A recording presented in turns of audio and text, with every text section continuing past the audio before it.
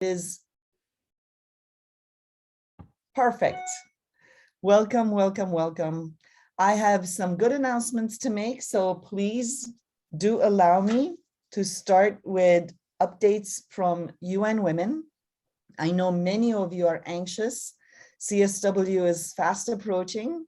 It's literally less than 8 weeks. And I'm sure being on our mailing list, you have been receiving so much information from us, and our fabulous co-chairs, Rosa and Pam, will update you on what's happening on the forum side. I'm so proud to say that, yes, we decided early on, we are 100% virtual this year.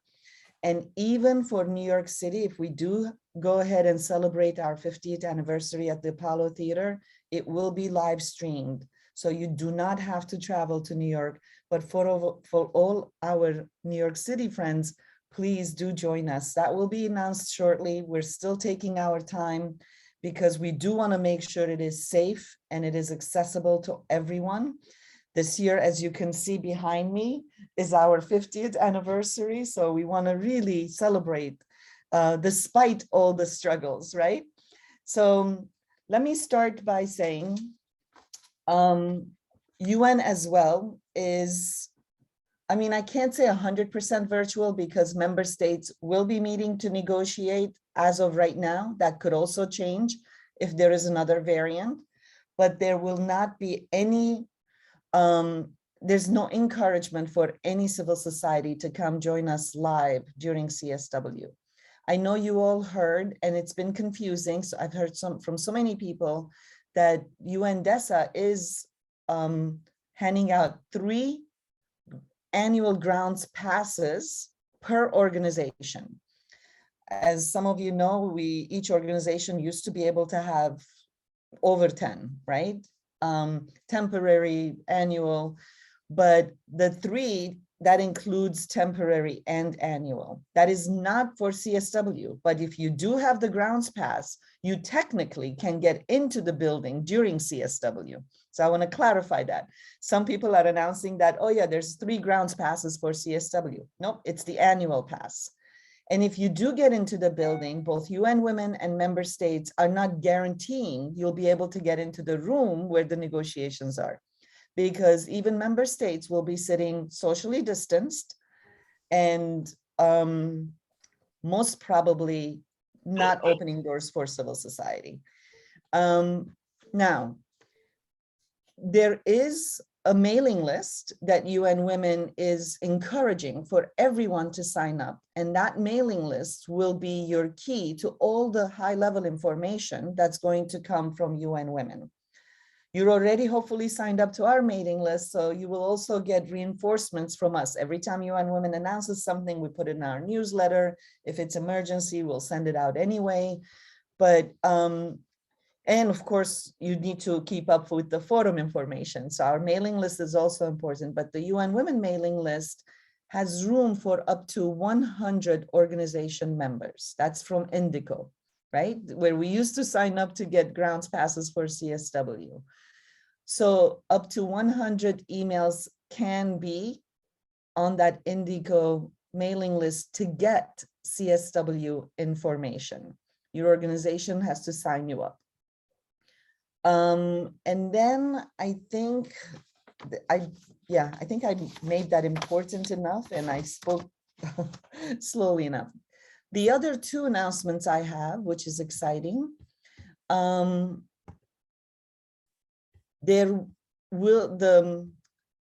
on a second, I have my notes right here.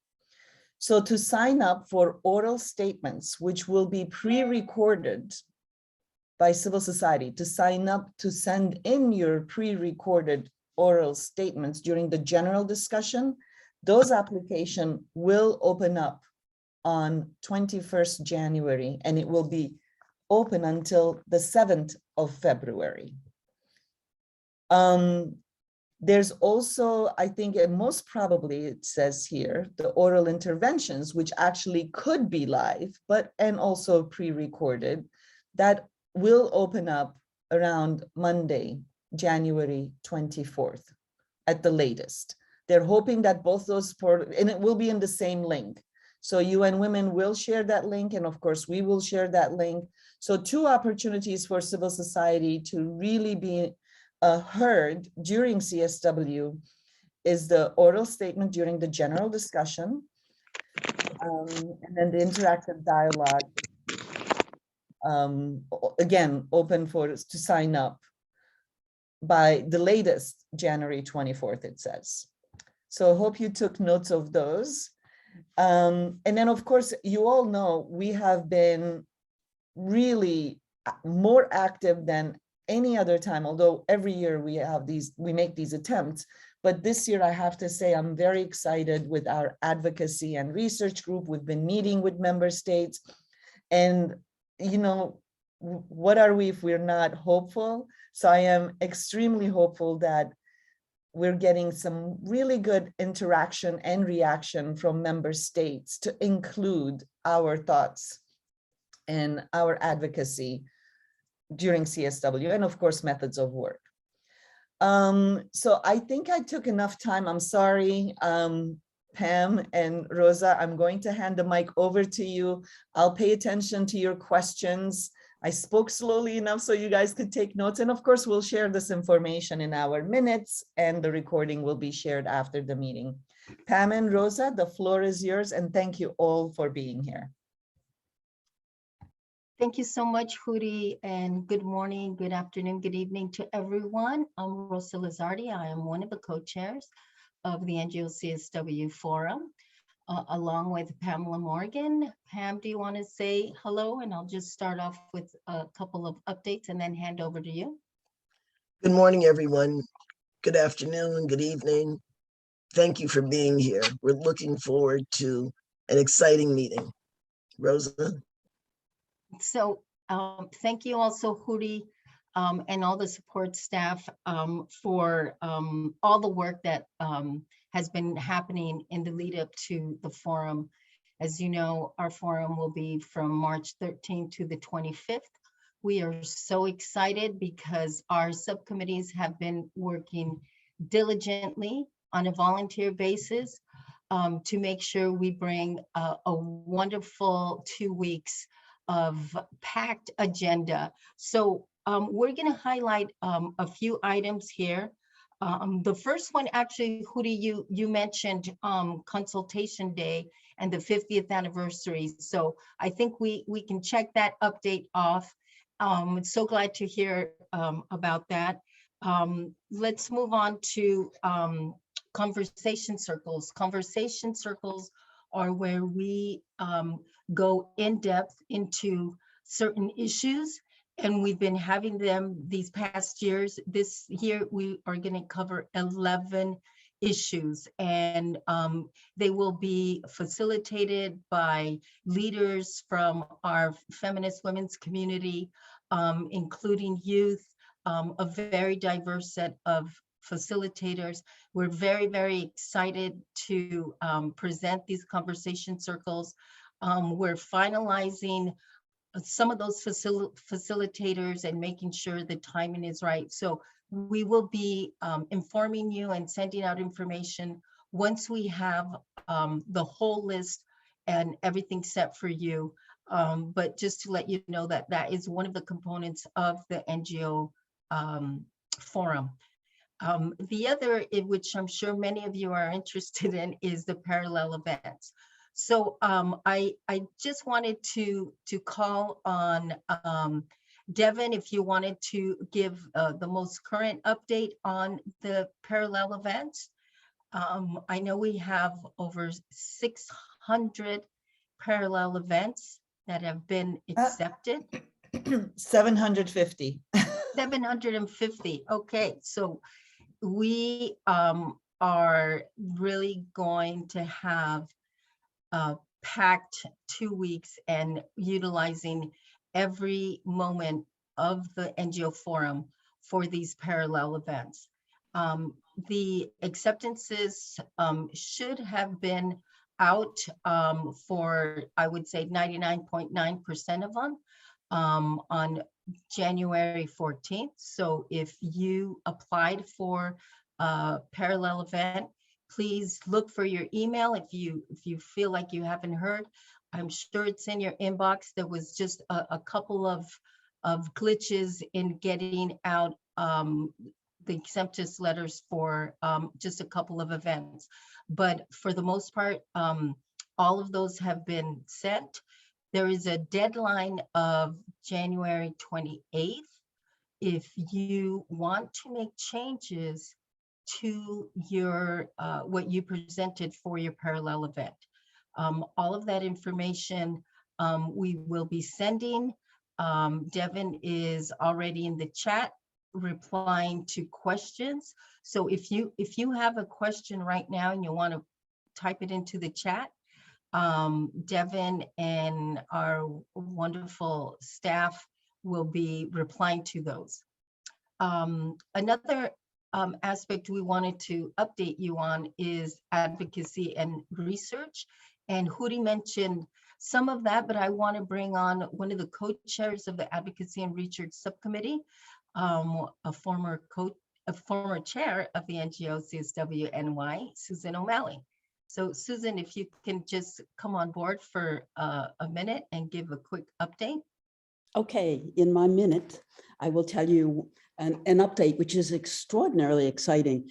We now have the 6 recommendations. They went out in the newsletter, and we developed those with a global team and starting in the summer. So take a look at those. We also talked to member states and the Bureau to say, how can we be more effective? So that's why they're out early, and they went to the Secretary General, they went to UN Women, and they've gone to all member states. But tomorrow is the day, Rosa, I hope yours is going to be done, that we're doing 1-pages on each of the recommendations. We will have precedent language in it. We have evidence information, we have good practices. It's quite exciting what we're doing. The idea, it has to be only 1 page, but when member states are doing negotiations, that they have our recommendation, but then they have useful information to back up their arguments. So Erica and I, and maybe, I hope Ivy, we're getting them all tomorrow, and we'll have them edited and out, I hope by next Tuesday, to send to all member states, not just the commission. And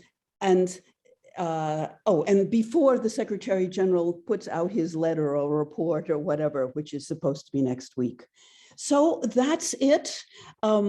It's very different. Just one more sentence. In the past, we have done our own first draft, 0 draft. And the countries are saying that's not so useful. What is useful is recommendations and then things to back it up. So we will see if we're going to be more effective this year. Anyway, hope so. Nice talking to you. Thank you so much, Susan. And thank you to Erica and the other members of the Advocacy and Research team. They've been working so hard, very diligently since last summer. So we appreciate it. Thank you so much.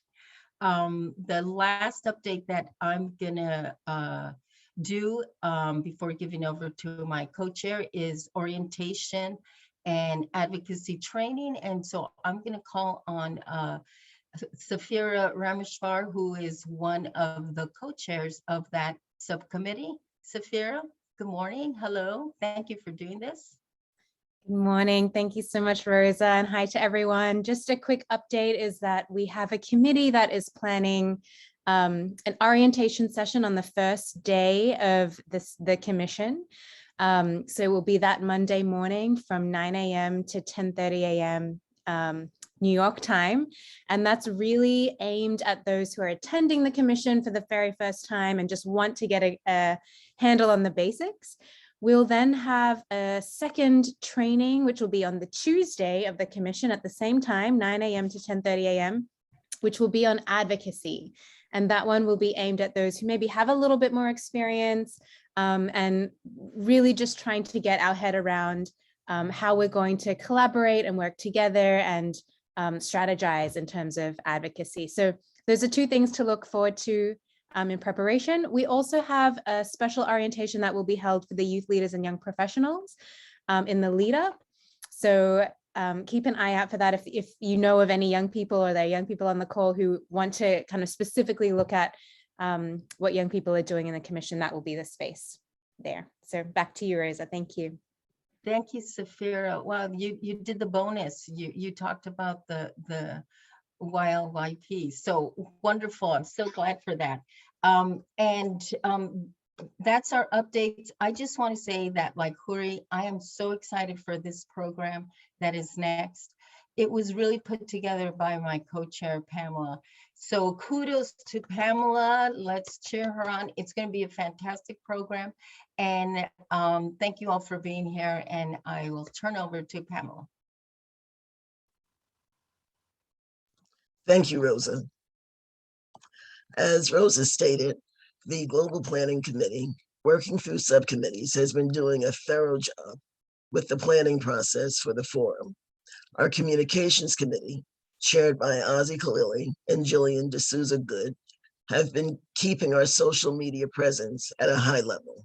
They continue to implement their well-crafted communications media plan, making sure that issues surrounding CSW 66 and the NGO CSW Forum receive the attention that they deserve.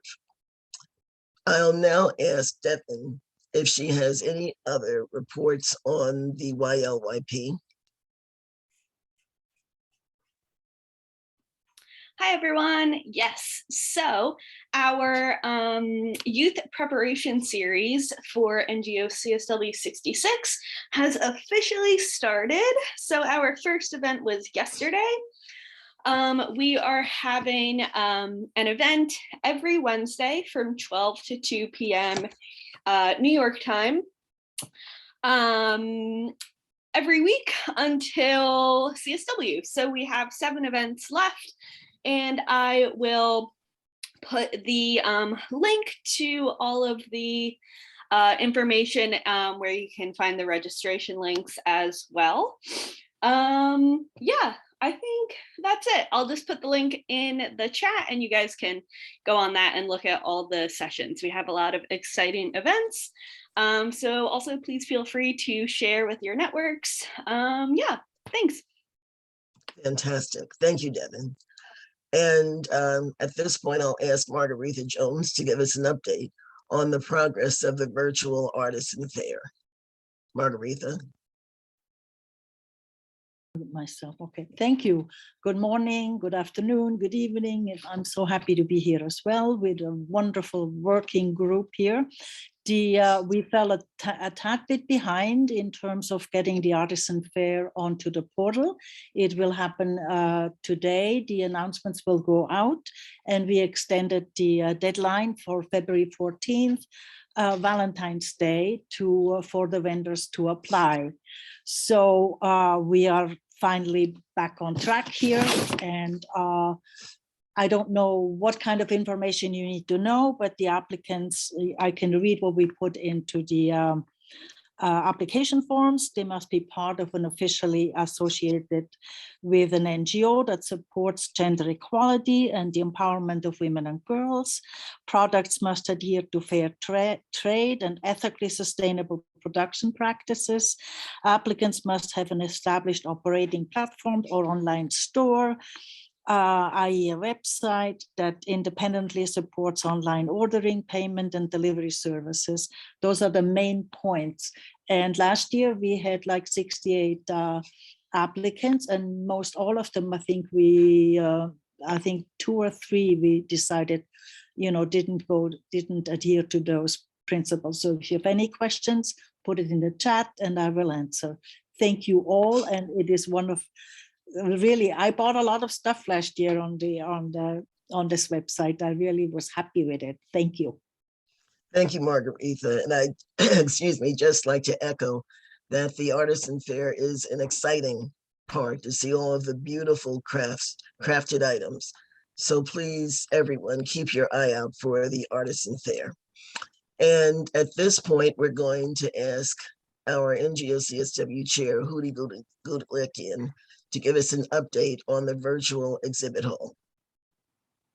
All right, I'm back. Well, I also just wanted to highlight the Artisan Fair is not to make money for NGO CSW. It really is to support grassroots women who are selling items. And if some of you who used to come in person, we used to do this on the second floor, and now we're putting it on our virtual platform. But you really must be an organization that is directly helping women and girls, as Margarita pointed out. So just saying, this is not our sales pitch. It's really to help women and girls internationally. So the exhibit booth actually is something we're excited about. Pam and I are co-chairs, and the application is still open for this. It is an opportunity to be on a portal where we are hosting the forum and to highlight your organization in a much larger sense than just a parallel event. We're so excited, as I mentioned earlier, we have 750 parallel events accepted already. If you didn't get your email, we're working on it, and one or two glitches, as Rosa said, did happen. But with the exhibit booth, you can actually have events, you can, it literally will be something like a in-person exhibit booth where you can come in and out, get information, have meetings, and it's really to highlight your organization and the work that you do. So please consider it. The application for that is open. It is $1,000 for early bird special, and then it will be $1,500. And personally, I don't think that's a lot of money, because then you have 2 full weeks on a platform that will probably hold up to 40,000 people. So how's that pitch, Pam? Excellent, as I knew it would be. Thank you very much. Thank you. Rosa, do you want to close this portion of the program? Well, just to say thank you everyone for joining us. It's a lot of information, but if you haven't been receiving our emails, please sign up. I'm sure that Devin will put in a link here. There's a lot of tutorials that will be coming out as well. Oh, Devin just put a tutorial video about the exhibit booths, and we're very excited for you to join us for today, for the beginning of 2022 and leading into February, which will be super, super busy preparing for all this, and then coming into March, where we will be thrilled to be working together to advocate for women's rights, women's empowerment, for our women's and feminist movement. So with that, I want to turn over to the monthly meeting program. And thank you very much for joining all of us. Thank you, Rosa. Climate change, COVID-19, and mental health. What an interesting meeting topic. I had to reflect on it because this has been one of the most unusual periods of my lifetime. From social isolation to flooding in areas that were never prone to flooding, to massive numbers of family, friends, and acquaintances who have been ill and even died. The last 2 years have been troubling.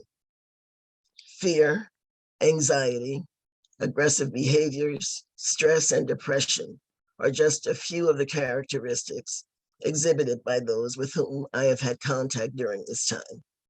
I'm sure that many of you can relate to what I'm saying. We hope that today's program will help all of us to better understand and deal with these issues. We're going to start our program with a very short film clip from the trailer of the film 2040 with environmental psychologist Dr. Renee Lertzman discussing the role of fear and anxiety in dealing with climate change. Devin, can you please start the clip?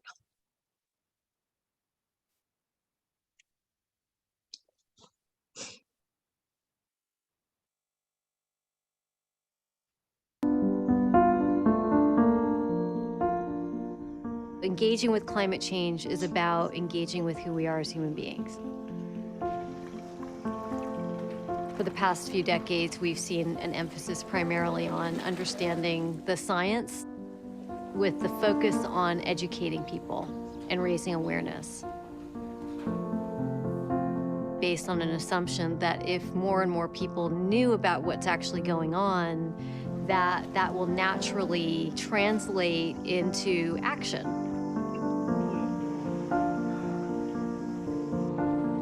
But when information has a charge to it that brings up maybe some fear or guilt or worry, we actually can't process the information very well.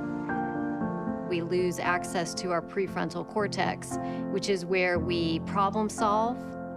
It's where we have foresight to look ahead into the future. So I see the climate movement evolving.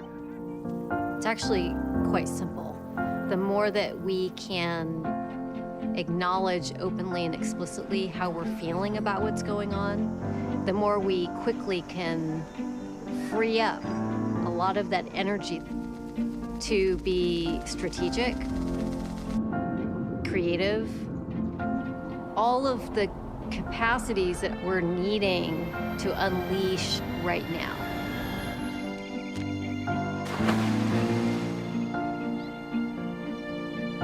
My vision for 2040 is to see all kinds of communities who have felt left out of the conversation, who have felt marginal and disempowered, to have a visceral, direct experience of mattering and of contributing however they want to or however they can.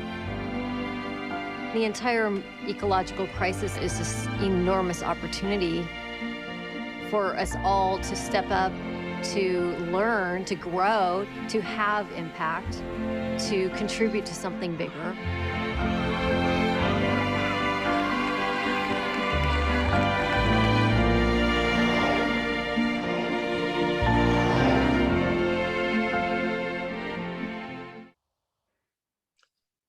Thank you, Devin. I think that film clip puts today's topic into perspective.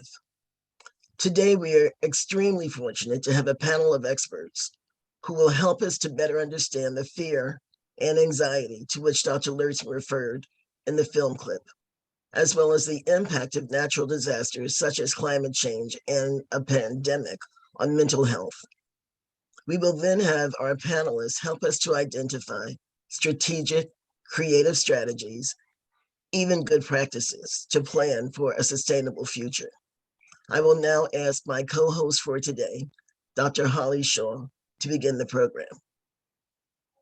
Thank you very much, Pamela, and greetings on a very cold, rainy, snowy day in New York, but my heart and mind are so warmed by this exciting program and wonderful colleagues, especially like Uri and Pamela, who's been just a delight to collaborate with.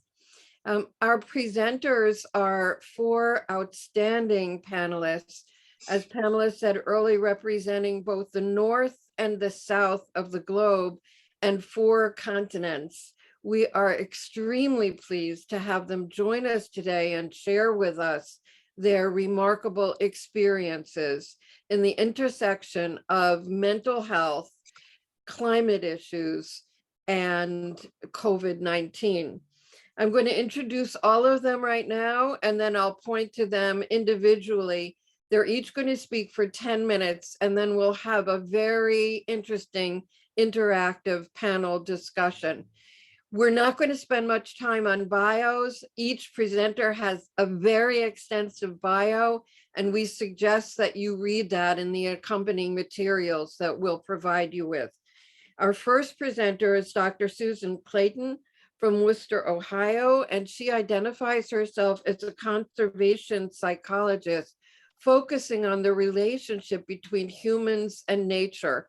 And for me, as a trauma specialist, I get a lot of inspiration about resilience from observations of nature. And this morning, midst cold, rain, and snow, I think it's really important for us to begin the morning looking at that relationship.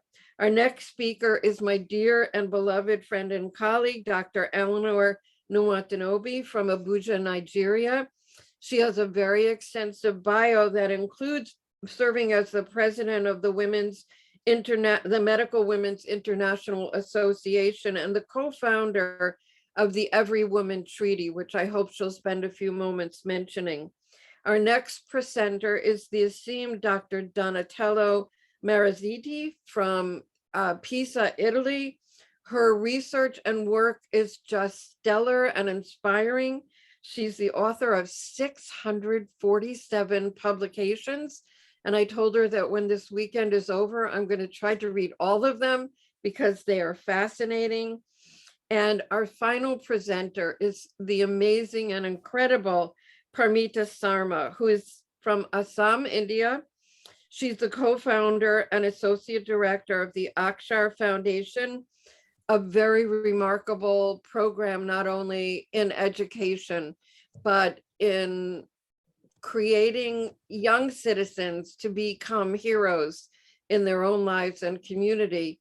And she is joined, I saw earlier, by her also remarkable husband, Mazen Mukta, who might participate in some of our discussions afterwards. So I welcome all of the panelists with gratitude and eagerness. And let's start, please, with Dr. Susan Clayton. Thank you so much. Thanks for your attention to this issue. I wonder if someone could let me share my screen. And thanks too for inviting me to speak with you. It's a real honor and pleasure to be part of this group. All right, this should work.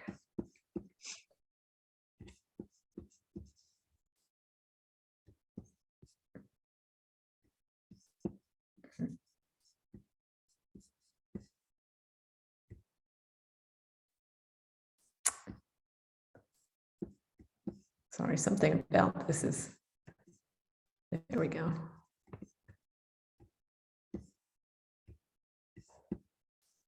All right, so I'm going to try to speak quickly, and what I want to do is to give you mostly an overview of what we know about the impact of climate change on mental health. And I think the foundational basis for all of this is our awareness of the many ways in which climate change threatens human health broadly. Something that we weren't really talking about much, even I think 10 years ago. We've become much more aware of the direct impacts of climate change on human health. But just as a reminder, I think all of us are aware of the increases in storms, wildfires, and floods. Drought is also a significant problem, and rising temperatures. And certainly in North America, we saw that last summer with the heat dome effect. Sea levels are also rising. And associated with that, as well as some of these other factors, a lot of people are being displaced from their homes and their communities. Climate change is associated with food insecurity, which is perhaps not quite as widely known as some of the other things.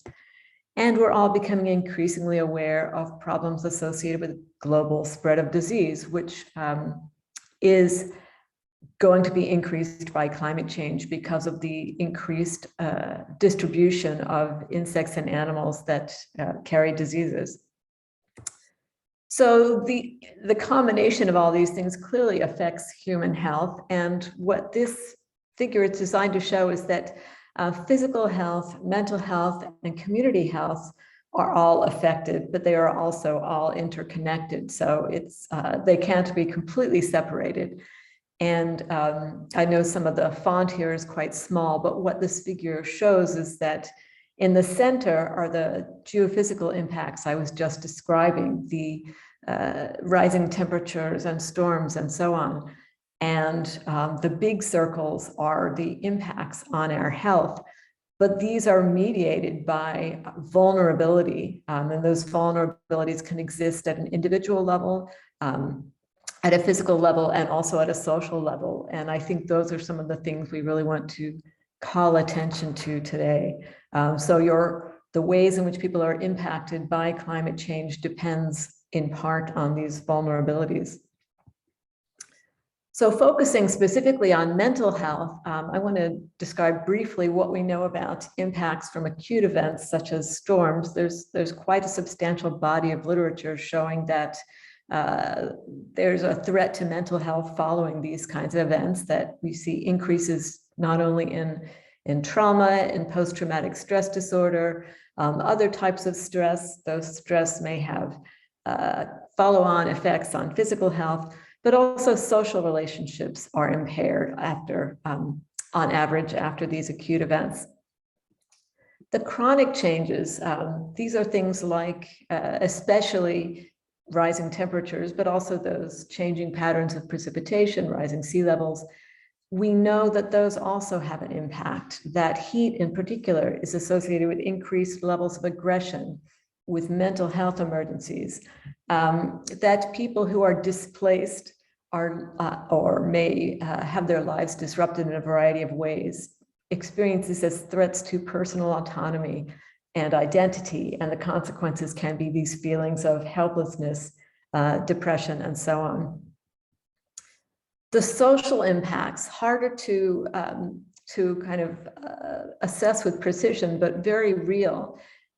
Threats to communities, especially when they're displaced, because typically you don't have an entire community pick up and move en masse to another place. People become dispersed when they have to move.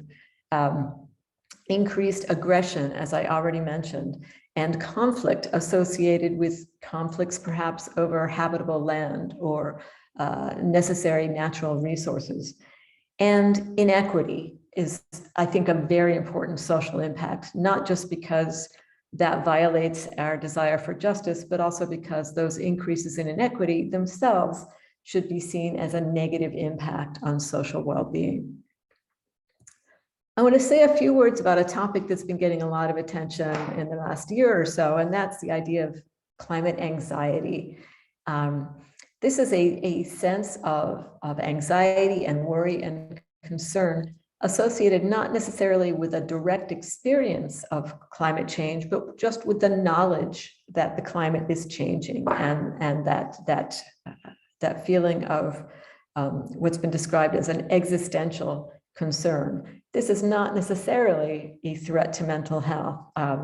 It's in fact very sensible to be anxious about climate change, but for some, it's certainly an additional source of stress, and for some people, it can undermine mental health. And here are some quotes that I've heard from young climate activists describing, I think, the ways in which they were impacted by their feelings about climate change. They feel stress and panic.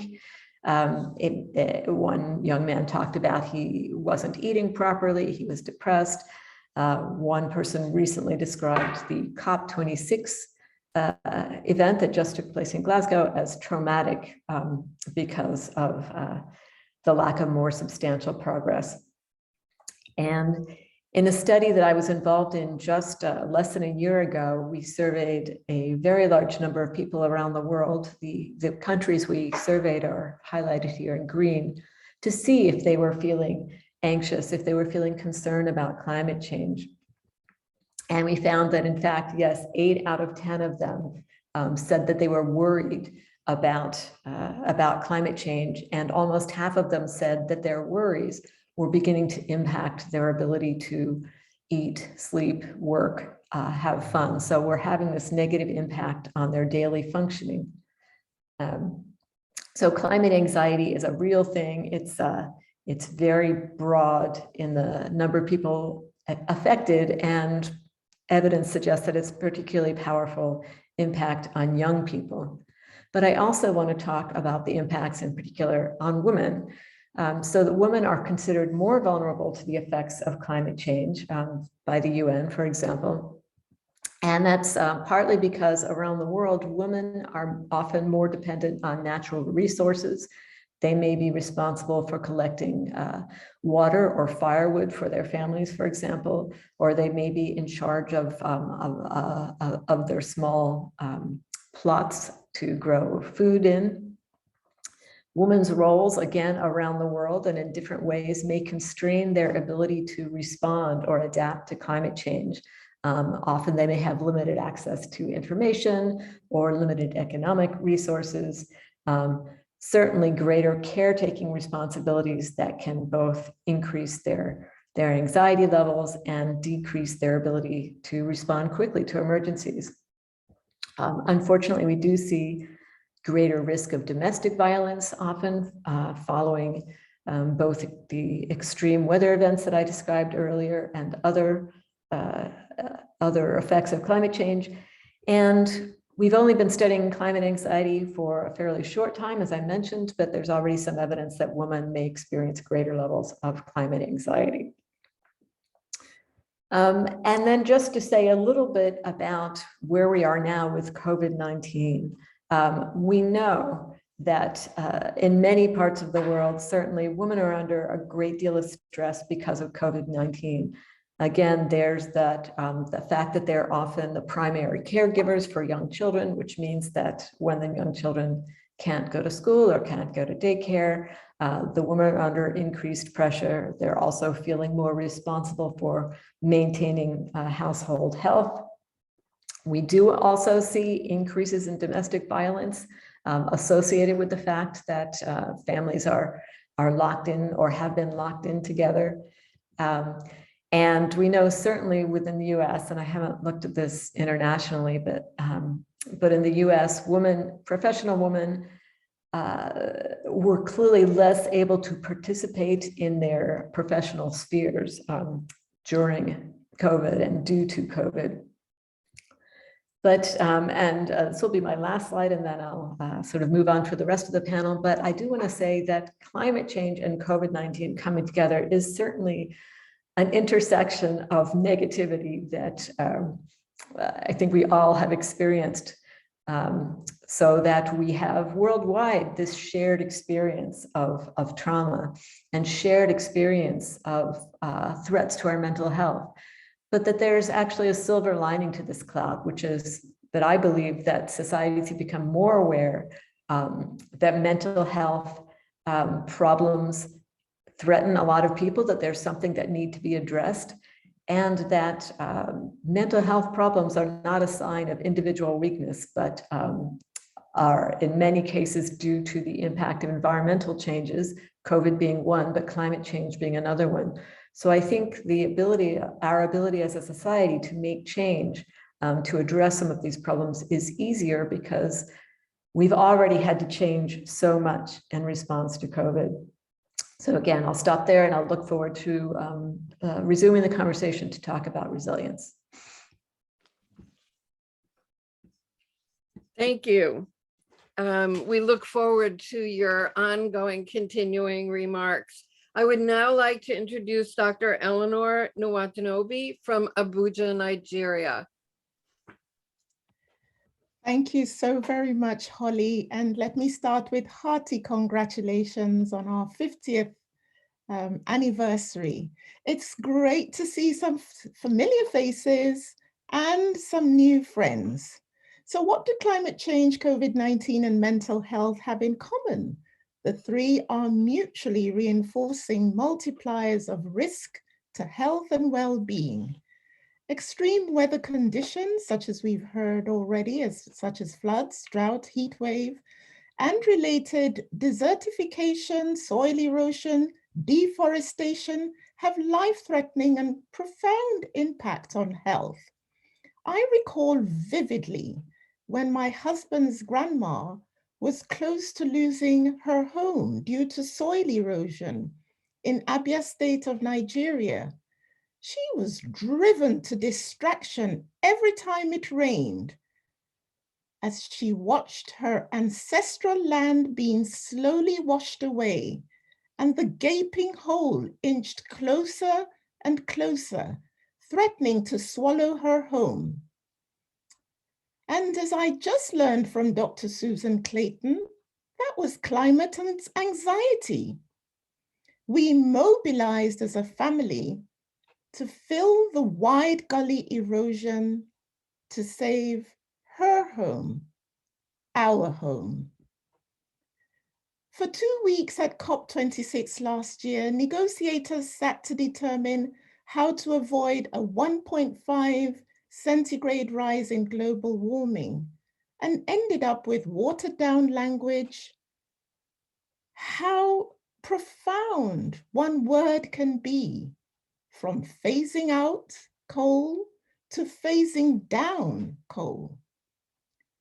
We have a situation where those in low-income countries and communities who contribute least to the crisis suffer the greatest impact.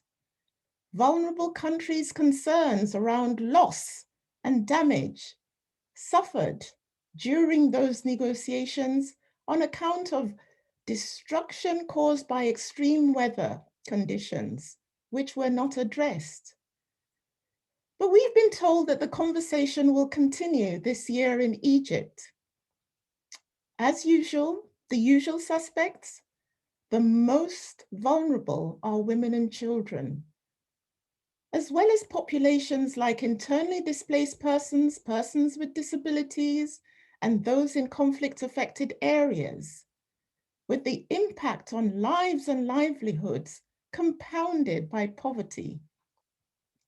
Having worked for about 30 years on the rights of widows, I have heard endless accounts of the trauma of grief, the loss of dignity and sanity that is suffered by some widows, including widows of HIV and AIDS, widows of climate crises, widows of violent conflict. Harmful traditional practices such as cleansing rites, dress and diet codes have left many widows with what I call the 3 S's of stigma, shame, and silence, not to mention the additional layer of mental health trauma caused by the invisibilization that wives of the disappeared undergo as they keep their eyes peeled on the gates of their homesteads, not knowing if their spouses will ever come home. This led my colleague Mira Khanna and I to write an op-ed for International Widows' Day titled, "Widows Lose More Than a Husband."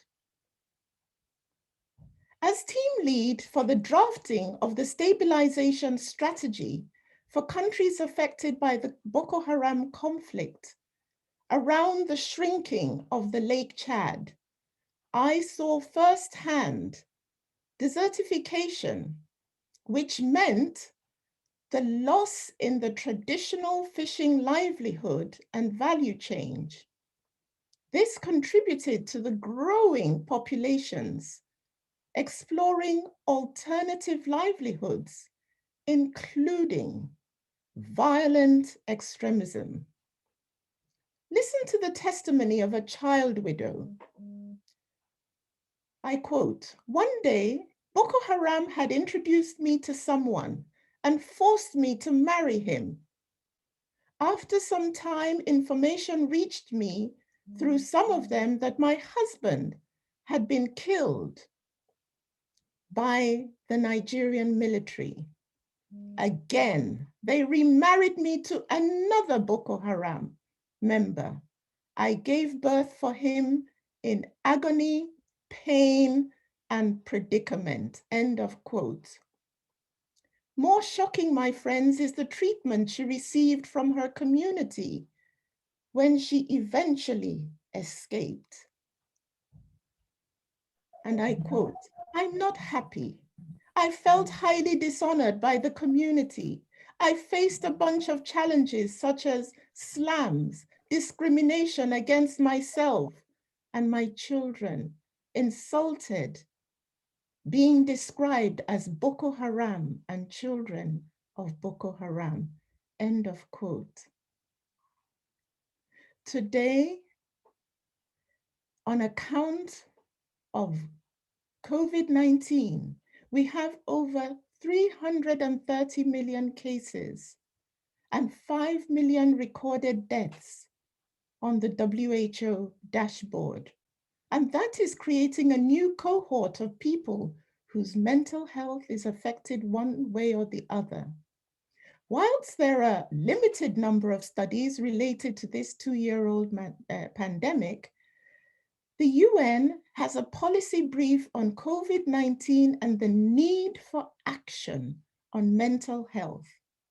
And it defines mental health in that context as a state of mental well-being in which people cope well with the many stresses of life. They can realize their own potential, can function productively and fruitfully, and are able to contribute to their communities. Here is one shocking pre-COVID statistic in the policy brief. Globally, there is less than one mental health professional for every 10,000 people. That makes my friend Holly a rare gem. Let me start with my constituency, the medical constituency. The Medical Women's International Association, under our dynamic scientific committee, embarked on a COVID-19 survey amongst healthcare professionals. And you can bet one of the questions asked is if female medical practitioners feel that their mental health had deteriorated and if they felt anxious at work. That study is nearing its completion. It's a space to watch, and it'll add to the growing body of work in this area. A recent Guardian survey of more than 500 doctors across the UK carried out, had this quote: "In our survey, side effects doctors reported due to sleep deprivation included poor concentration, 64%, decision-making difficulties, 40%, mood swings, 37%, mental health problems, 30%. That was the recent Guardian survey in the UK. We know that with lockdowns, victims were locked in with abusers. They were locked in a cycle of poverty, locked away from family, friends, worship, and locked within a mental health maze. Again, with disproportionate impact on women and girls, which rolled back the gains on protection. We had increased child marriages because of economic oppression. We had increased female genital mutilation due to reduced availability of human rights defenders like myself, and an unprecedented uptick in violence against women and girls across the globe. I recall being stunned by the UK's largest domestic abuse charity, Refuge, reporting 700% increase in calls to its helpline in a single day at the start of lockdown. Here's what the UN Secretary General Antonio Guterres had to say. I quote, "I appeal for an end to violence everywhere. But violence is not confined to the battlefield. For many women and girls, the threat looms largest where they should be safest, in their own homes." End of quote. So you can imagine that the home was being compared to a battlefield on account of the exponential rise in violence. WHO did a study on the disruptions to mental health services, and its rapid assessment of service delivery for mental, neurological, and substance use disorders during the COVID-19 pandemic showed that about half, 51% of the responding countries reported that ensuring the continuity of those services was included in the list of essential health services in their national COVID-19 response plan. You might ask, what happened to the other half? The study also says that while more than 80% of the high-income countries reported deployment of telemedicine and teletherapy to replace in-person consultations or the use of helplines, both modalities were used in fewer than 50% of low-income countries. So, dear friends, COVID brought about social restrictions with direct impact on mental health. People whose loved ones, and most of us are, very tactile, and for whom the way of expressing their emotions is that touch, that hug, lacked human contact. I spoke to a very close family member recently. Here is what she said, and I quote, "I lost sense of time. A whole year of my life is missing. I do not know where it's gone. It was like being in a prison in solitary confinement for a crime I did not even commit. And I'm not sure when I'll be released." End of quote. As I conclude, how do we navigate these minefields? First of all, silence is not an option. Being a bystander is not an option. We must speak up and speak out about these issues. Convenings like we're having today, conversations. Let's keep talking. One day, somebody, somewhere will hear and see. And certainly regarding the violence that women and girls suffer, time has come for a global treaty to end all forms of violence against women and girls. A treaty will ensure that we have the very basic, which is the law, that first responders will be trained, that services will be available, prevention education, and dedicated funding. Can you believe that the total budget set aside to prevent violence against women and girls as we see today is 11 cents per female on Earth? And therefore the treaty needs to bring all these together and to bring ring-fenced and dedicated funding with monitoring and data. Together, we all have something to contribute towards a sustainable future for all. Lastly, COVID, climate crises, and mental health, which hitherto were considered in thematic silos, have been highlighted today as intersecting and mutually reinforcing. As practitioners, academics, feminists, activists, I hope this presentation serves as a reminder to us to pause and reflect on their interconnectedness in our lives. Thank you very much indeed for listening. Thank you, Eleanor. One of the sad parts of this experience is not being able to hug you in person, because for sure you would be here for CSW and be with us all. So your presence today warms my heart, and we look forward to your participation in the CSW. Since we began, it's now snowing very hard where I live, and we're feeling and being able to see the demonstrations of climate change every moment. I would now like to introduce the very esteemed Dr. Donatello Maraziti from PISA, the author of 647 publications, who is a specialist in mental health and climate issues. Dr. Maraziti. Thank you very much. I would like to share with you some slides, so perhaps it's easier to follow what I'm saying. Can you see them? No, I think. So let me start from here. And now, yes. Can you see my first slide?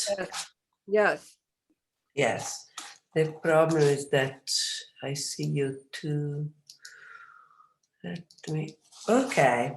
So in less than 10 minutes, I will try to explain you how we put together all different factors that could worsen mental health in this period of the human history characterized by climate changes, extremely level of air pollution, and last but not least, the dramatic COVID-19 pandemic. Let's move. Just reviewing the literature, a convergent bulk of studies show it that there might be a significant association between onset, diffusion, incidence, morbidity and mortality of COVID-19 pandemic and air pollution, especially with particulate matter levels, and also with climate changes. Therefore, putting together our different findings, we and others suggested that all these parameters or this factor, climate change, pollution, and pandemic, could be related to a significant increase of mental health problems. What are the data suggesting that this factor may be related to COVID-19 pandemic and to mental health disturbances? First, at least in the very beginning of the pandemic, the majority of cases were recorded in northern areas of the world. And beside that, increases of COVID-19 cases were recorded in urban slums and with a lot of people living together. But we know that these were the first data because now you see the pandemic is almost everywhere. Anyway, there are still updated indication that temperature, humidity, and climate latitude may be related to both not only to prevalence and morbidity, but also to mortality.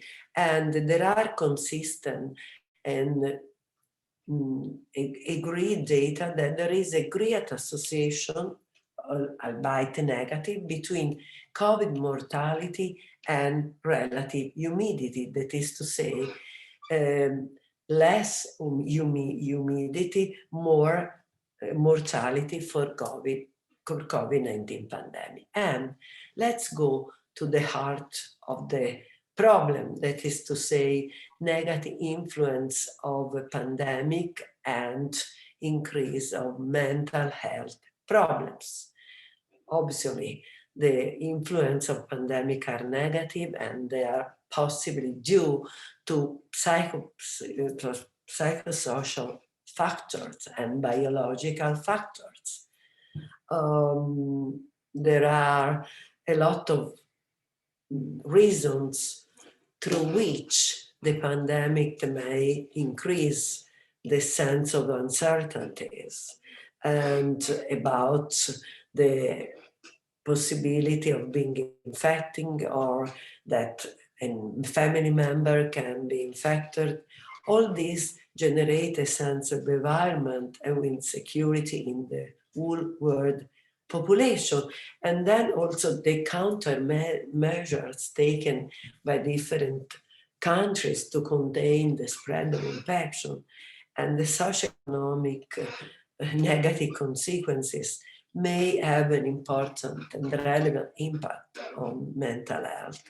The other problem that was already underlined by the World Health Organization that might have worsened the psychological well-being is the absence of clear messages by the government and policymakers concerning the information on pandemic, and on the other side there were a spread of information through the social networks that create a lot of confusion, so that this increase of information was labeled as infodemic, that is a sort of pandemic of information. So what are the most relevant psychological disturbances that we observe? Psychological distress, feeling of anxiety, anguish, uncertainty, fearing of being infected, fearing of dying, demoralization, anxiety, insomnia. This was sometimes accompanied by dangerous behavior, including increasing use of alcohol and abused drugs, and also an increase of non-pharmacological addictions such as internet addiction, and especially in adolescent children, but also adults worldwide. And also beside the direct effects of the pandemic, there were the effects of quarantine. People were locked, had to be locked in their houses, sometimes very limited environment, and with children and adolescents stayed at home because unable or impossibilitated to go to school. So all this create a sense, increased sense of anxiety due to drastic and dramatic change in lifestyles, loss of habits, possibility of leisure, pleasure activity, decreases social bonds, loss of employment. And this also increased the prevalence of psychiatric symptoms and disorder, and especially depression, anxiety, insomnia. And like in every disaster, women were the most affected together with young adults, and also more vulnerable population like people with mental disorder were with the most affected, and also disabled people.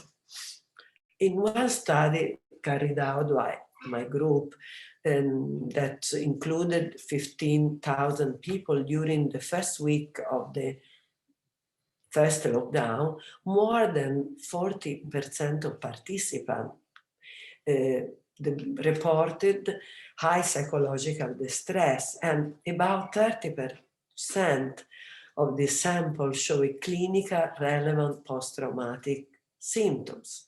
And even in our study, where especially women and younger people, the more affected ones. Other additional risk factors that could trigger this psychological distress and post-traumatic symptoms were women and younger people. And additional risks that we identify were proximity of positive cases, longer lockdown, being relocated in terms of work, and low defensive individual functioning.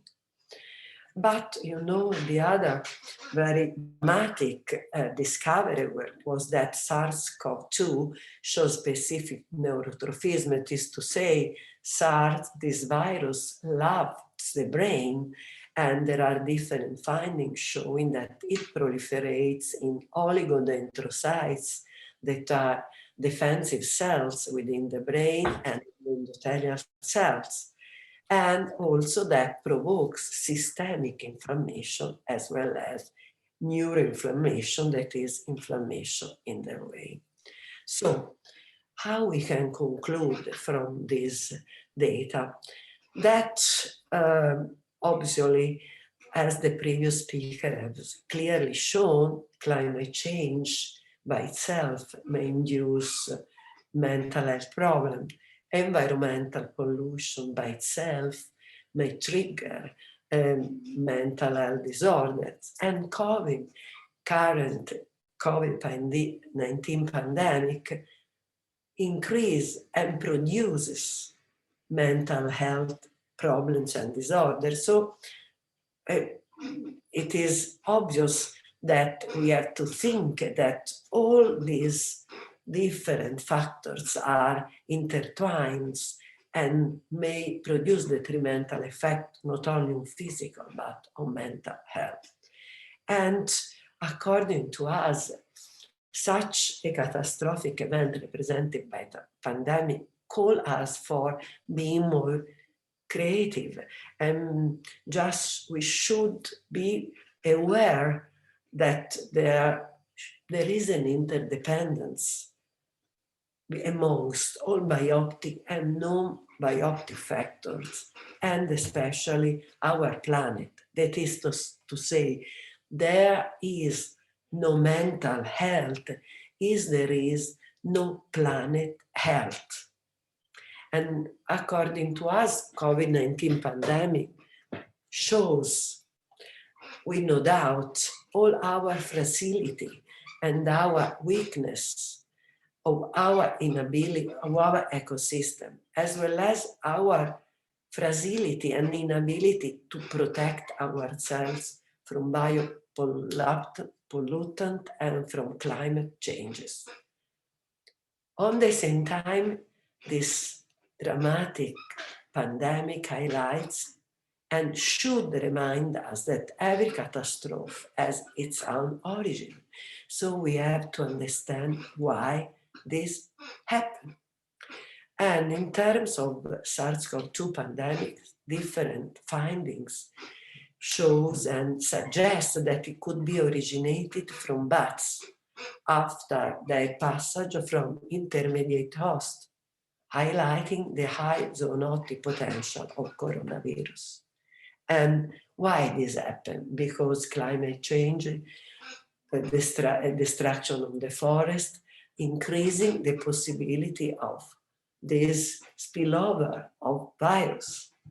Then there is another problem. The large animal farms, especially in China, requiring the destruction of natural habitat of several wild species that are considered crucial for the spillover of virus from animals to man. And also, you know, they use in traditional Chinese medicine of strange animal bats that shouldn't remain wild. Therefore, you know, after describing this dramatic scenario that we are facing worldwide, it is essential to try to make some proposal for the future. It is essential, according to me, that to promote change of common people's behavior through a correct information, together with adequate and effective green policy. A policy that shouldn't be afraid to take effective, albeit unpopular measure to decrease pollution, to take care in the right way of climate changes. And rather than simply attempting to react to crises like the last one, and we need to address the fundamental underlying causes and act now to prevent this current disaster and the future disaster that are literally waiting to happen. So if we want a future, we must think of sustainable future, otherwise there will be no future.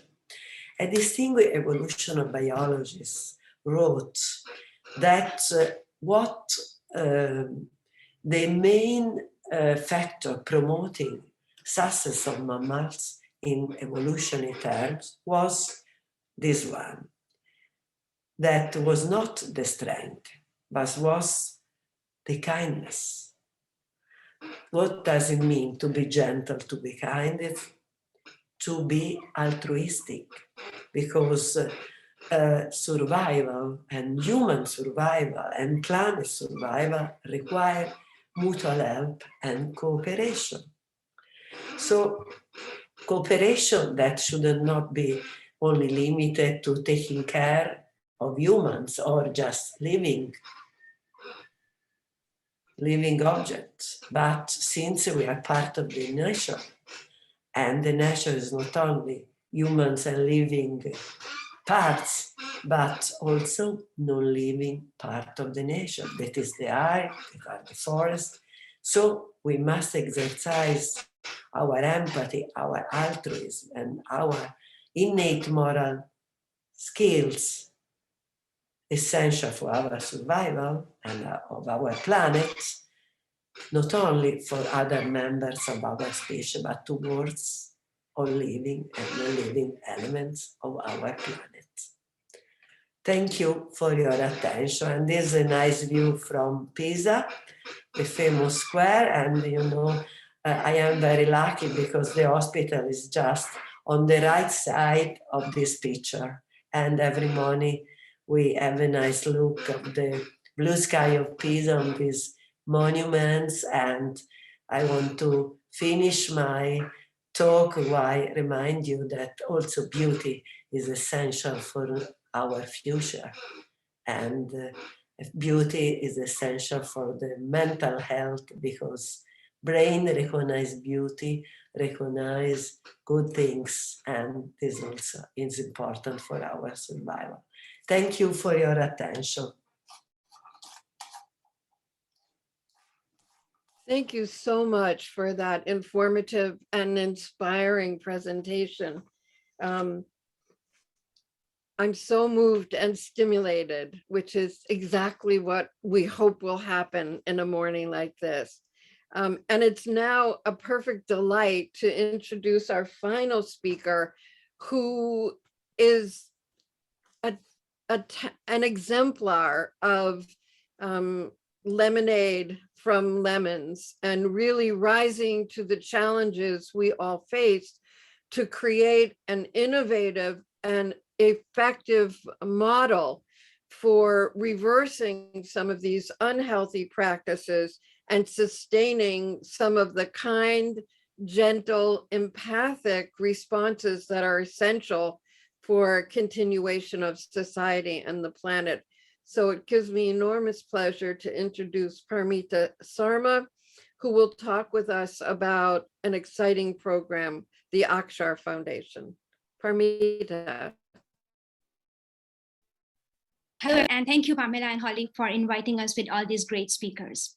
So at Akshar Foundation, we believe that community resilience against both pandemic and climate disasters goes hand in hand with universal quality education. So we have developed a new education model that transforms schools into centers for sustainable development. Our philosophy is learning and earning so that underprivileged children can earn enough money in school to stay in school and not be forced into manual labor. So for example, we employ students at private teachers for younger students for up to an hour every day under the supervision of adult teachers. This way, we got all of our students to abandon manual labor and come to school with over 95% attendance. We even got dropouts back into school. Kids that were showing early signs of antisocial personality disorder, violence, drinking and smoking, bullying and stealing are now responsible community leaders, so decent, confident, and hardworking. Now, after school, at-risk teens also earn money by working in the school office, installing and maintaining the school solar power plant, in the carpentry workshop making furniture for the school, in the school animal shelter, landscaping in the school tree planting and gardening enterprise, and at the campus recycling center. Now, twice a week, they collect clean, dry plastic from homes and businesses around the school and teach people to stop burning or dumping their household plastic. Our students also upcycle the plastic into building materials called eco-bricks. Now, before lockdown, we were collecting about 10,000 units of plastic every month. Let's watch a short video on Akshar to give you an idea about the model. Can Devan play the video or should I do that? Perfect, thank you.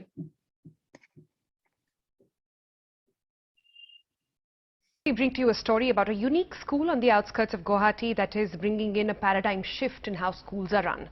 Founded by a young couple with the aim to bring children from poverty-stricken families to schools, the Akshar school in Pamohi has not only reduced dropouts, and it has helped to stop child labor as well. Here, poor students earn while they learn, and believe it or not, the tuition fee in school is only accepting plastic waste. Here's Ratndeep Chaudhary with a special report.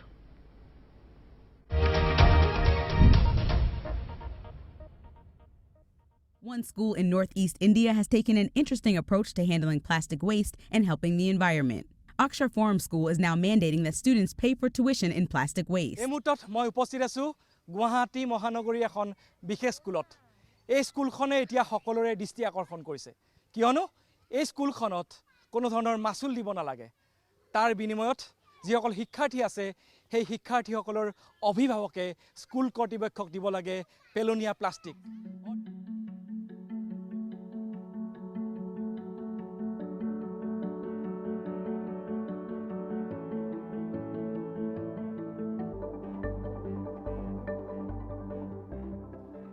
What is it? Tuan. Orang mana? Before apa? Before hati. Elephant.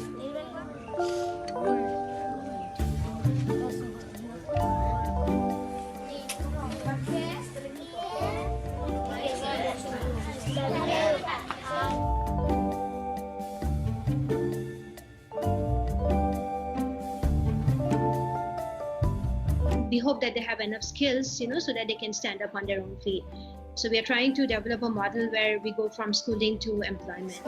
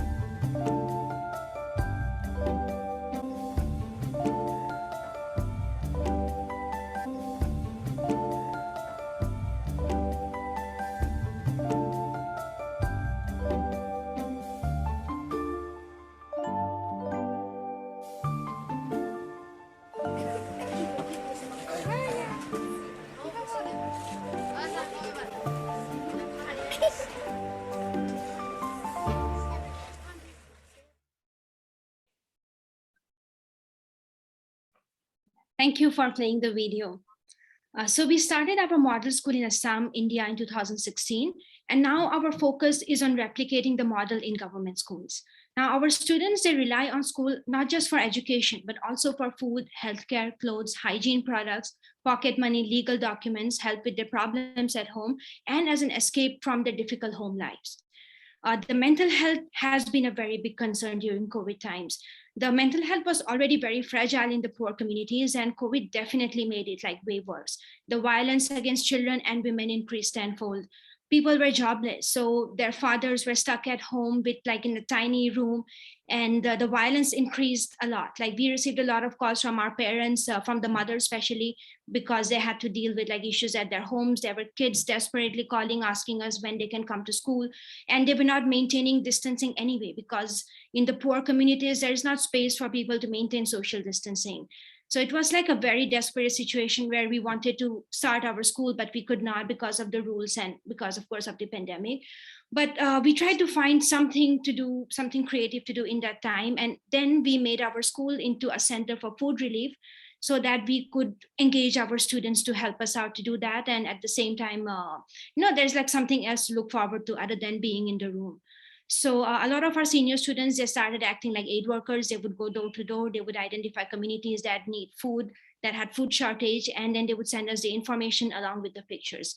Then our teachers would arrange for 2-week food kits to be delivered to their homes. So our school, like one school of 100 students, delivered about like 2-week rations to more than 15,000 people in need. Now, fortunately, we have resumed our work at the end of last year, and now we are working in our first government school in Assam, training the teachers to implement the Akshar model, and the government wants us to expand to 1,000 schools as quickly as we can, and then to 46,000 schools throughout the state. Now, our goal is to help every school evolve into centers for achieving the Sustainable Development Goals. Our end game is to train all teenagers for large-scale environmental cleanup and disaster relief. Now, people don't have to be the problem. Overpopulation is often pegged as the main threat to the world, like as if we human beings are the biggest threat to life on Earth. But what if instead of billions of poor, uneducated, and unemployed liabilities, we have masses of educated, empowered, enterprising families using creativity and innovation to fix their local communities? What if schools all over the world harness the power of teens and children? What if social ills become teachable moments and we incorporate them into the children's lessons in schools? The local work of millions of students can add up to a huge difference, and it may be enough to tackle the existential threats facing the global community. And we believe that it all starts by educating the whole child. Thank you for listening.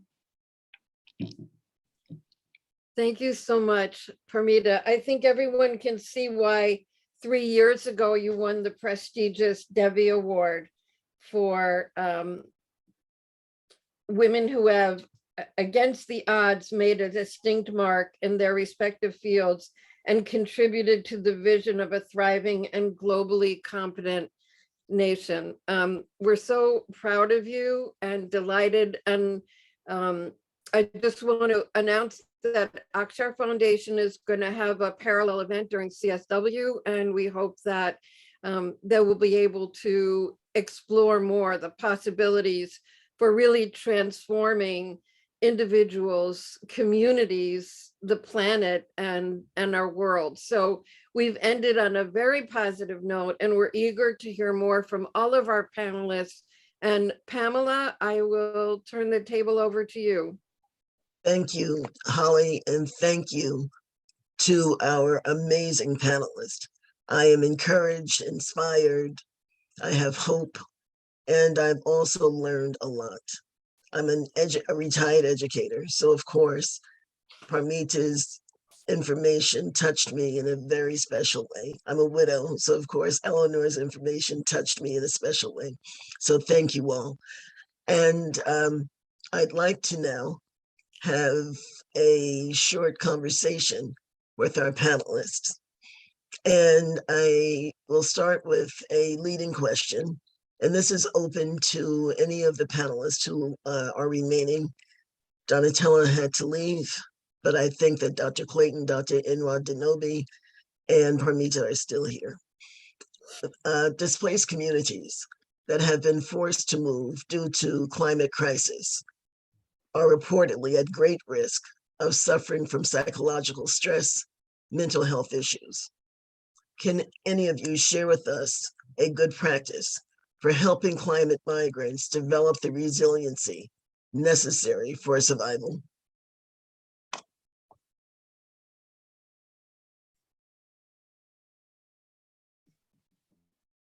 And why don't we put that to the side and we'll move on to the next question, and then we'll come back to that one.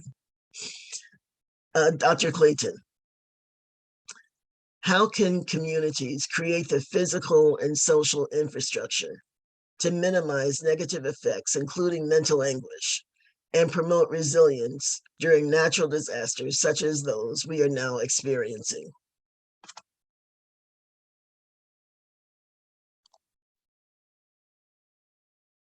Is Dr. Clayton still here? Perhaps not. Okay, we'll move on to Dr. Inwa Denobi. Can you please suggest how we can support individuals as they navigate through this perfect storm of climate crisis, the COVID pandemic, and mental health issues? What can we do for individuals? Thank you so very much, Pamela. As I said, during my presentation, the first thing is to ensure that we recognize the situation. For so many of us, it's either that we're in denial or we don't recognize that our fellow humans are going through what they are going through.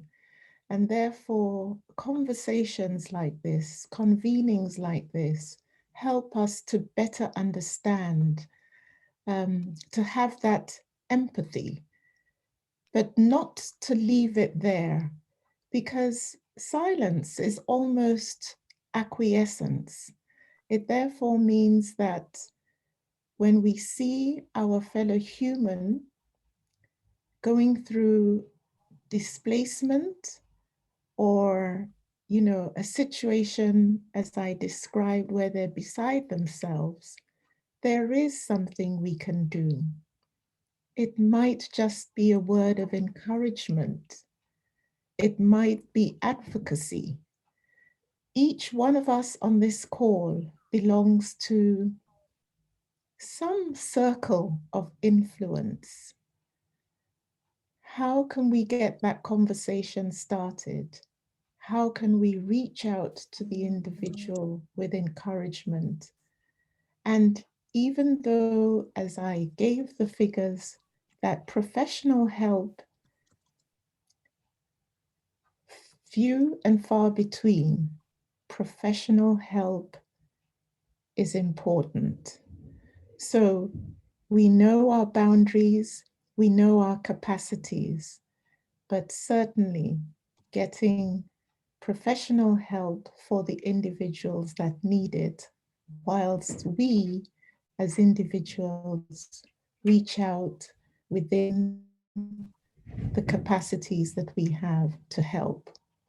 Ratcheting it up further, I will again speak to the fact that even though laws in and of themselves are not the be all and end all, when we have laws, policies, and practices that back up simple dignity and human rights, it goes a long way, because that's what we can lean on.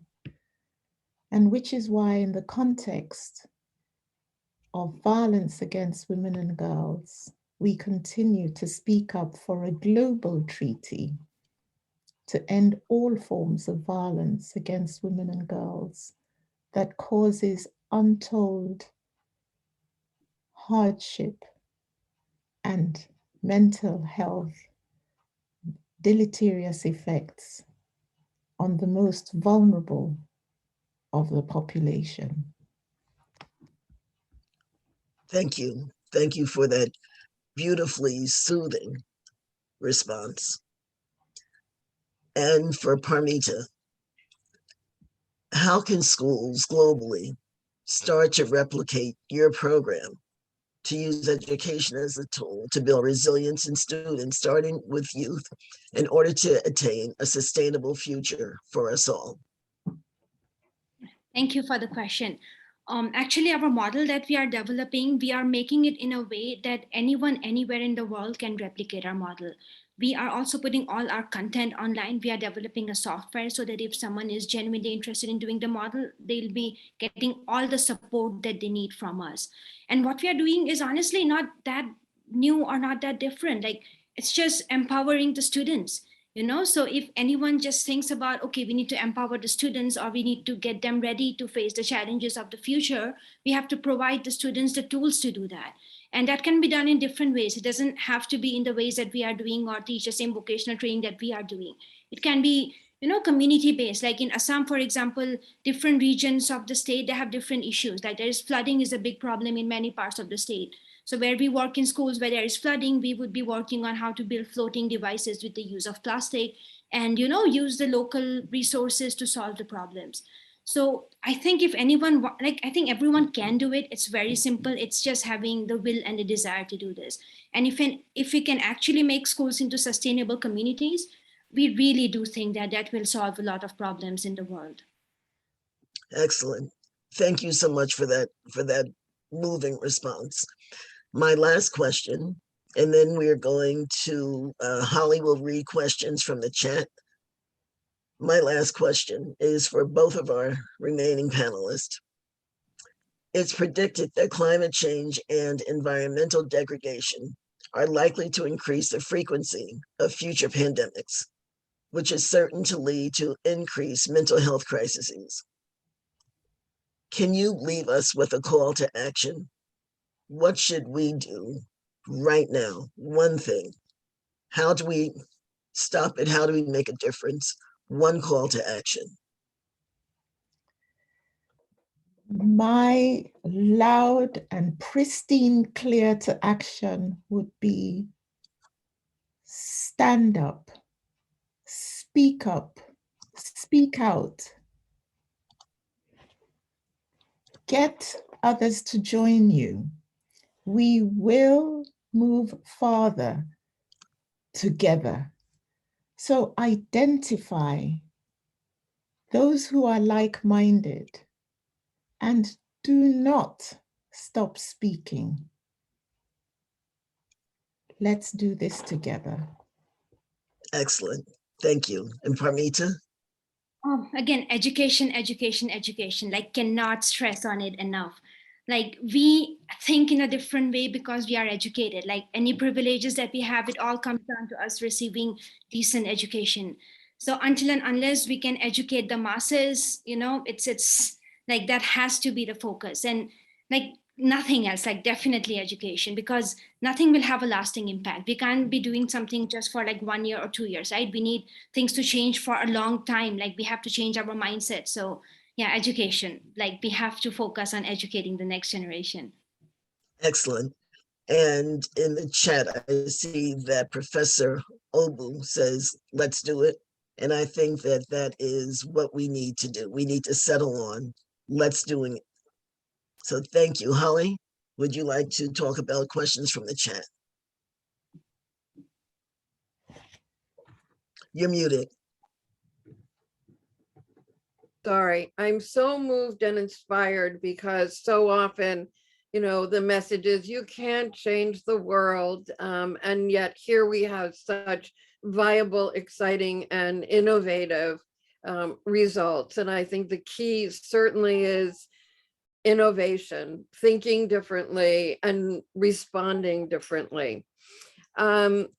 We encourage you to submit for our remaining time some questions in the chat, and I will read them. One is, what can health services, employers, and organizations put in place to enhance the mental health of their staff during these crises, as they are expected to continue to provide services to the community?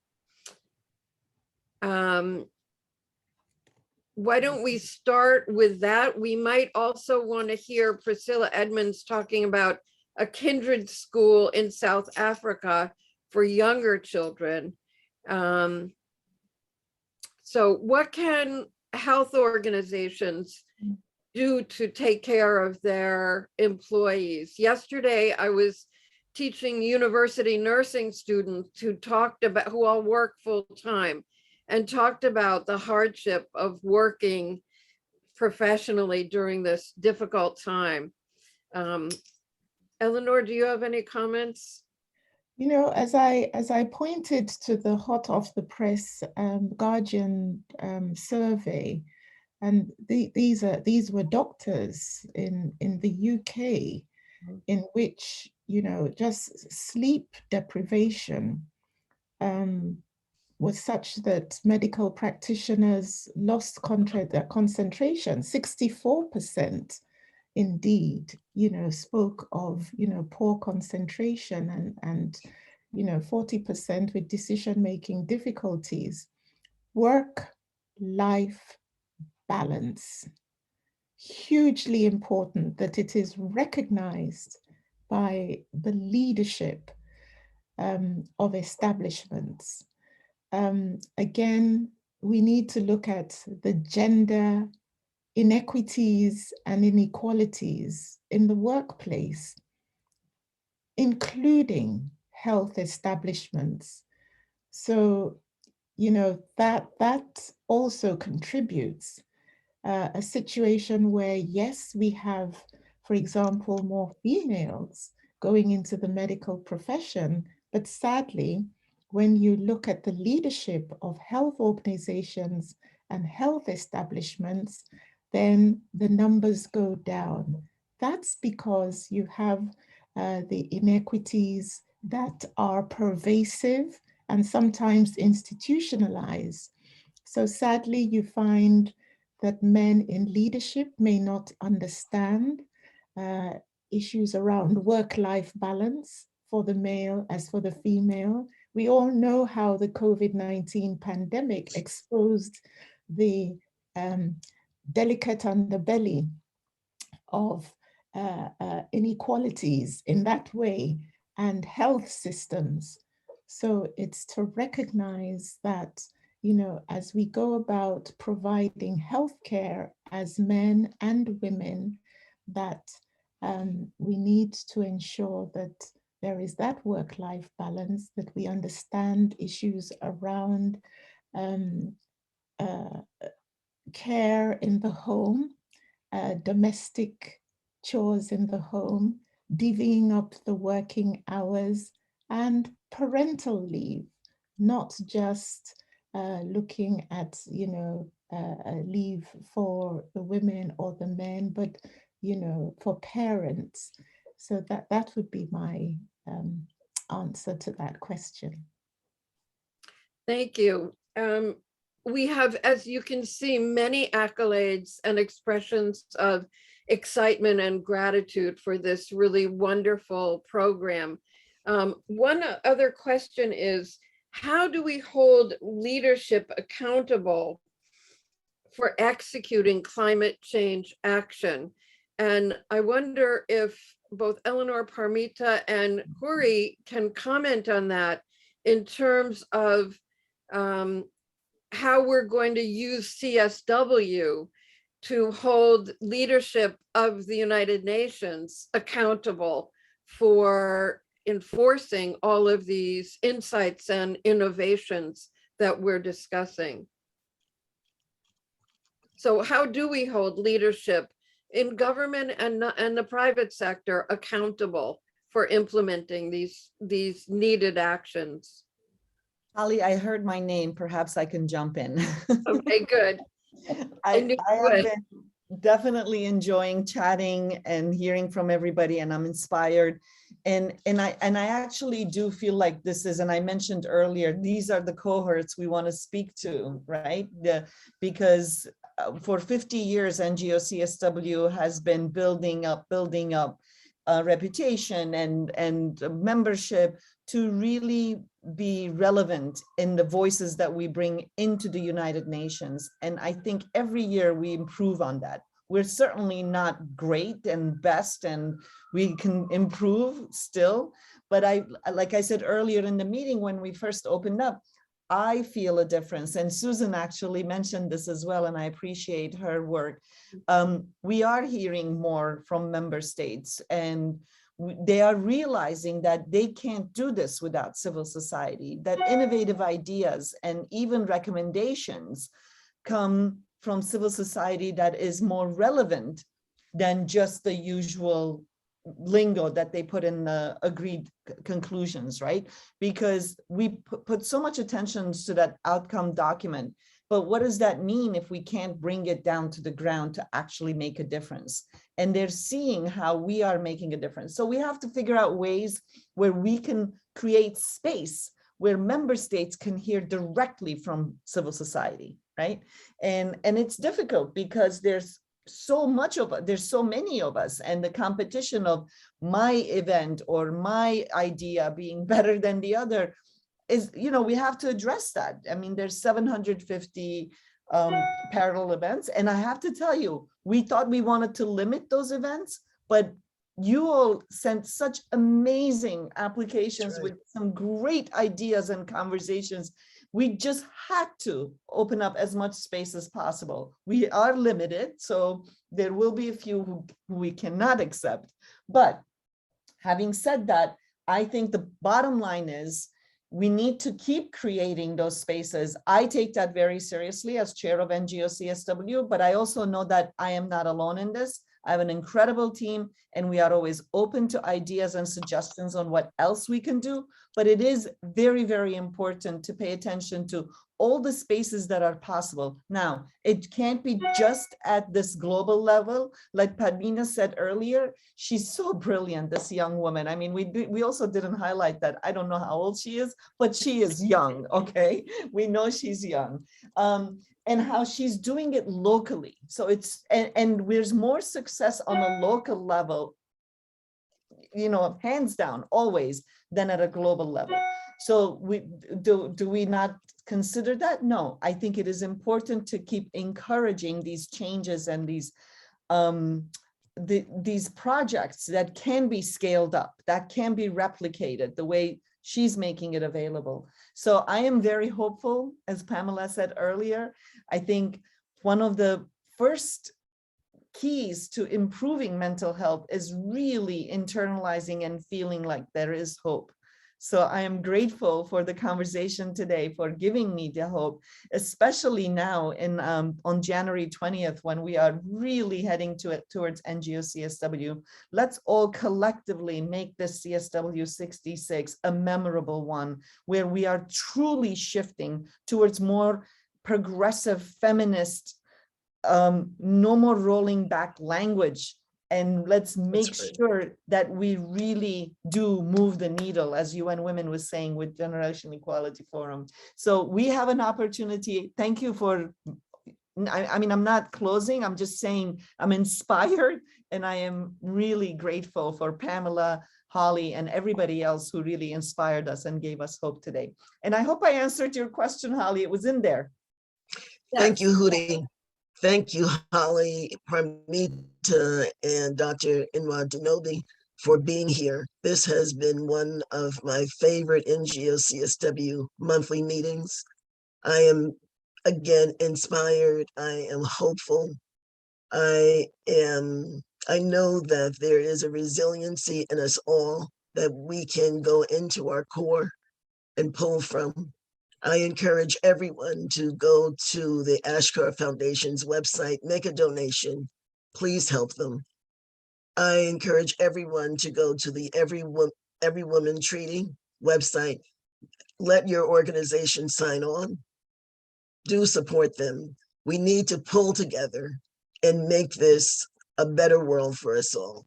Thank you all so much for being here, and we hope to see you next month in February at the monthly NGO CSW meeting. Goodbye.